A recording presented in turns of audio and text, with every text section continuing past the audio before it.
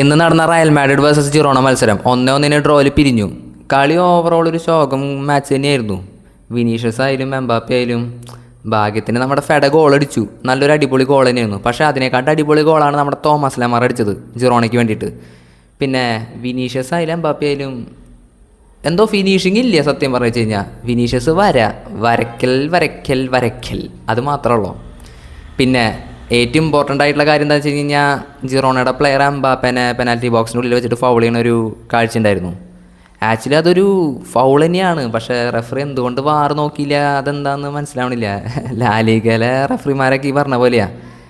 പക്ഷേ ഇതിനെ ന്യായീകരിച്ച് ആൾക്കാർ വരും, വേറെ രീതിയിലാണ് പറയുക. പക്ഷേ എന്താണെന്ന് വെച്ച് കഴിഞ്ഞാൽ എംബാപ്പയോട് ആരാ പറഞ്ഞാൽ പോയിട്ട് ജിറോണയുടെ പ്ലെയറിൻ്റെ കൈൻ്റെ അടിയിൽ പോയി നിൽക്കാൻ ജിറോണയുടെ പ്ലെയർ കൈ വീശിപ്പോൾ എംബാപ്പയുടെ മണ്ടേമ കൊണ്ടാണ് അല്ലെങ്കിൽ നെറ്റിമ കൊണ്ടാണെന്നൊക്കെ പറയും.